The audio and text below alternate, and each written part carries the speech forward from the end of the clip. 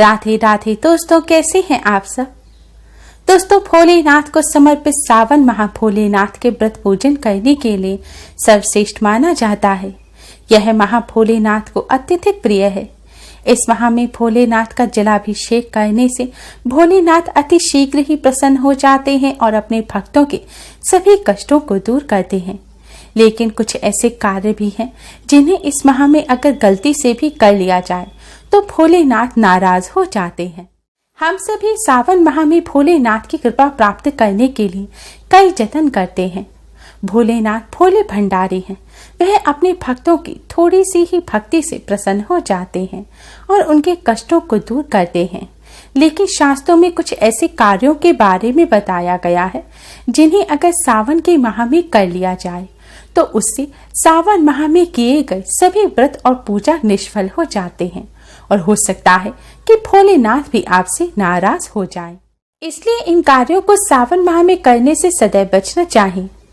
सावन माह भगवान शिव के साथ मां पार्वती की कृपा प्राप्त करने के लिए भी बहुत ही खास माना जाता है। मान्यताओं के अनुसार जो सुहागन महिलाएं इस माह में भगवान शिव मां पार्वती का पूजन करती हैं और व्रत करती हैं, मां पार्वती उन्हें अखंड सौभाग्य का वरदान देती हैं। मां पार्वती का व्रत और पूजन करने से सौभाग्य में वृद्धि होती है और परिवार में खुशियां आती हैं। महिलाओं को ग्रह लक्ष्मी कहा जाता है, जहां उनके किए हुई पूजा पाठ और शुभ कार्य पूरे परिवार को खुशियां देते हैं, परिवार में खुशहाली ले आते हैं। वहीं अगर महिलाएं सावन माह में कुछ गलत कार्य करती हैं, कुछ वर्जित कार्य अगर सुहागन महिलाएं सावन माह में कर देती हैं तो इसका नुकसान पूरे परिवार को भुगतना पड़ता है। सुहागन महिलाओं के साथ ही भोलेनाथ के सभी भक्तों को सावन माह में कुछ नियमों का पालन अवश्य ही करना चाहिए, जिससे उन्हें भोलेनाथ की कृपा प्राप्त हो सके और व्रत और पूजन का पूर्ण फल मिले। तो आइए दोस्तों, जानते हैं कौन से ऐसे कार्य हैं जिन्हें सावन माह में भूल कर भी नहीं करना चाहिए। दोस्तों, वीडियो में आगे बढ़ने से पहले वीडियो को लाइक कर अपने फ्रेंड्स के साथ शेयर जरूर करें और अगर आपने हमारे चैनल को अभी तक सब्सक्राइब नहीं किया है तो यूजफुल वीडियोस के लिए चैनल को सब्सक्राइब कर बेल आइकन को जरूर दबाएं और भोलेनाथ की कृपा प्राप्त करने के लिए कमेंट बॉक्स में जय भोलेनाथ हर हर महादेव अवश्य लिखें। सावन माह भोलेनाथ की भक्ति करने का माह है। यह माह भोलेनाथ के प्रति श्रद्धा प्रकट करने का माह है। इसलिए इस माह में रोजाना सुबह उठकर सबसे पहले भोलेनाथ का पूजन करें, उसके पश्चात ही भोजन ग्रहण करें। अगर आपको कोई स्वास्थ्य संबंधी समस्या है तो आप पूजन से पहले फलहार का सेवन कर सकते हैं, या फिर अगर आप पूजन ना कर सकें और आपको कोई गंभीर समस्या है तो आप सुबह उठकर सबसे पहले भोलेनाथ के महामृत्युंजय मंत्र का 11 बार जाप करें, उसके पश्चात ही भोजन ग्रहण करें। दोस्तों, ऐसा करने से भोलेनाथ की कृपा से आपको रोग से छुटकारा मिल जाएगा। शास्त्रों के अनुसार सावन माह में जो व्यक्ति सुबह उठकर भोलेनाथ का पूजन ना कर भोजन ग्रहण कर लेते हैं उन्हें दोष लगता है। ऐसा करने से पाप में वृद्धि होती है और जब मनुष्य के पाप बढ़ जाते हैं तब उसका भाग्य साथ नहीं देता। ऐसा करना दुर्भाग्य को बढ़ावा देना होता है। इसलिए सावन माह में रोजाना भोलेनाथ का पूजन करें और उसके पश्चात ही भोजन ग्रहण करें। महिलाओं को सुबह उठकर स्नान करने के पश्चात सबसे पहले सात्विक भोजन बनाकर उसका भोलेनाथ को भगवान शिव जी के पूरे परिवार को भोग लगाना चाहिए। उसके पश्चात ही अपने परिवार सहित भोजन ग्रहण करना चाहिए। ऐसा करने से घर में सुख समृद्धि आती है और शिव परिवार का आशीर्वाद आपके परिवार पर सदैव बना रहेगा। कई बार महिलाएं रात्रि के समय ज्यादा सब्जी बना लेती हैं और जिसका सुबह नाश्ते में सेवन किया जाता है, लेकिन सावन माह में ऐसा भूल कर भी नहीं करना चाहिए, क्योंकि सावन माह में बासी भोजन का सेवन करने का मतलब है आप तामसिक भोजन ग्रहण कर रहे हैं। शास्त्रों के अनुसार हर मनुष्यों में सात्विक, राजसी और तामसिक तीनों प्रकार की प्रवृत्ति होती है और जिस तरह का आप भोजन करते हैं, जैसे कर्म करते हैं, उसी तरह की प्रवृत्ति हावी हो जाती है। इसलिए अगर आप तामसी भोजन ग्रहण करेंगे, बासी भोजन ग्रहण करेंगे या फिर इस माह में प्याज, लहसुन, मीट, अंडे का सेवन करेंगे, मदिरा, तंबाकू वगैरह का सेवन करेंगे तो आपके अंदर तामसिक प्रवृत्ति बढ़ जाएगी। और जिस मनुष्य के अंदर तामसिक प्रवृत्ति बढ़ जाती है उसके मन में बुरे विचार आने लगते हैं। वह गलत कार्य करता है, क्रोध करता है, लड़ाई झगड़े करता है। और जो मनुष्य लड़ाई झगड़े करता है, क्रोध करता है या कोई भी गलत कार्य करता है, किसी के लिए अपने मन में बुरे विचार लाता है, ऐसे मनुष्य से भोलेनाथ कभी भी प्रसन्न नहीं होते।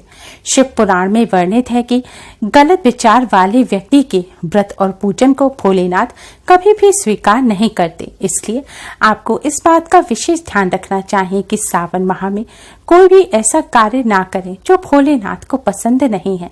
खासकर तामसिक भोजन का सेवन इस माह में भूलकर भी ना करें। सुहागर महिलाओं के साथ ही पुरुषों को भी इस बात का विशेष ध्यान रखना चाहिए कि सावन माह में ब्रह्मचर्य का पालन करें। सावन माह भोलेनाथ के प्रति श्रद्धा प्रकट करने का माह है। इस माह में भोलेनाथ मां पार्वती के साथ पृथ्वी का भ्रमण करते हैं। इसलिए इस माह में अधिक से अधिक हर पल हर क्षण आपको भोलेनाथ का स्मरण करना चाहिए और ब्रह्मचर्य का पूर्ण रूप से पालन करना चाहिए। सावन माह सौभाग्य का माह है। इस माह में सौभाग्यवती स्त्रियों को अखंड सौभाग्य का वरदान मां पार्वती देती हैं। इसलिए इस माह में सौभाग्यवती स्त्रियों को अधिक से अधिक श्रृंगार करके रहना चाहिए। इस माह में सुहागर महिलाओं को कभी भी फटे पुराने कपड़े नहीं पहनने चाहिए। ना ही इस माह में आपको काले रंग के वस्त्र पहनने चाहिए। महिलाओं के साथ ही कन्याओं को और पुरुषों को भी इस माह में काले रंग के वस्त्र नहीं पहनने चाहिए, क्योंकि काला रंग सौभाग्य का प्रतीक नहीं होता, यह दुर्भाग्य और नकारात्मकता का प्रतीक होता है। इसलिए सावन माह में काले रंग के वस्त्र भूलकर भी ना पहने।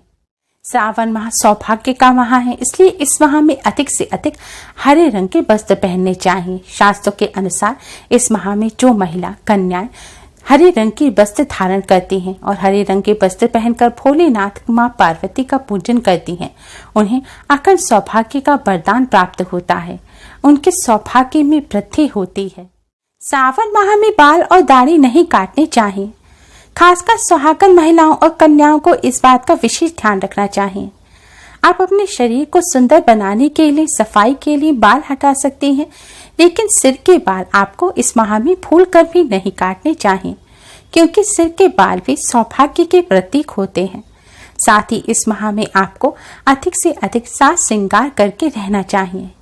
इस माह में सुहागन महिलाओं को मां पार्वती को सिंदूर अर्पित करने के पश्चात वह सिंदूर रोजाना अपनी मांग में लगाना चाहिए। और कुंवारी कन्याओं को इस माह में मां पार्वती को मेहंदी अर्पित करने के बाद वह मेहंदी लगानी चाहिए। सुहागन महिलाओं भी मेहंदी लगा सकती हैं।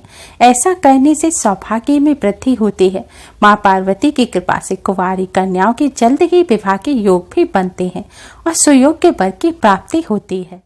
इस माह में वैसे तो 16 श्रृंगार करने का रिवाज है, लेकिन अगर आप 16 श्रृंगार ना कर सके तब भी आपको बिछुआ, पंजेब, चूड़ी अवश्य ही पहननी चाहिए। गले में मंगलसूत्र जरूर पहने। मंगलसूत्र अगर आप नहीं पहनती हैं तो आप गले में कोई माला या चैन जरूर पहने।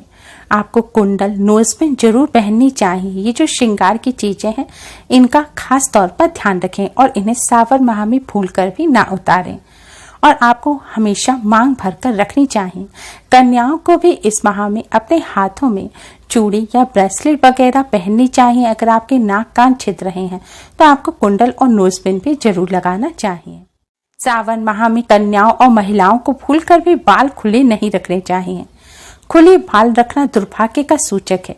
रामायण में माँ सीता ने भी माँ सीता को बाल बांधकर रखने की ही सलाह दी थी। इसलिए सावन माह में इस बात का विशेष ध्यान रखें, महिलाएं अपने बाल बांध कर रखें। शिव पुराण के अनुसार सावन माह में शिवलिंग का पूजन करना सबसे ज्यादा शुभ होता है।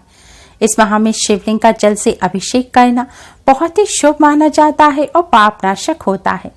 मान्यताओं के अनुसार जो भक्त सावन माह में जल से शिवलिंग का अभिषेक करते हैं, भगवान भोलेनाथ उनके सभी कष्टों को दूर करते हैं। लेकिन भोलेनाथ का पूजन करते समय सुहागन महिलाओं और कन्याओं को, खासकर कन्याओं को, इस बात का ध्यान रखना चाहिए कि उन्हें शिवलिंग का स्पर्श नहीं करना चाहिए। आप शिवलिंग पर जल चढ़ा सकते हैं, बेलपत्र चढ़ा सकते हैं, पूजन कर सकते हैं, लेकिन शिवलिंग का जो ऊपर का हिस्सा होता है, जिस जगह जल और बेलपत्र इत्यादि चढ़ाए जाते हैं, उसका स्पर्श भूल कर भी नहीं करना चाहिए, क्योंकि वह भोलेनाथ का बैरागी स्वरूप है। मान्यताओं के अनुसार शिवलिंग के रूप में भोलेनाथ तपस्या करते हैं और महिलाओं और कन्याओं को इस समय भोलेनाथ की शिवलिंग का स्पर्श नहीं करना चाहिए, वरना मां पार्वती उनसे क्रोधित हो जाती हैं। आप भोलेनाथ की प्रतिमा का स्पर्श कर सकते हैं, लेकिन शिवलिंग का ना करें। साथ ही यह भी ध्यान रखें कि पीरियड के दौरान आप भोलेनाथ का पूजन सिर्फ मानसिक रूप से करें, यानी कि पीरियड के दौरान ना तो आप जल चढ़ाएं, ना ही भोलेनाथ का स्पर्श करें, ना ही मंदिर में जाएं, ना ही आप भोलेनाथ को भोग लगाएं। पीरियड के दौरान आप मानसिक रूप से मंत्रों का जाप कर भोलेनाथ का पूजन कर सकते हैं।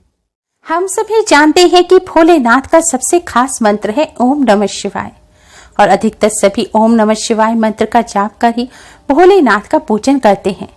लेकिन शिव पुराण के अनुसार महिलाओं और कन्याओं को ओम नमः शिवाय मंत्र का जाप कर भोलेनाथ का पूजन करना वर्जित होता है।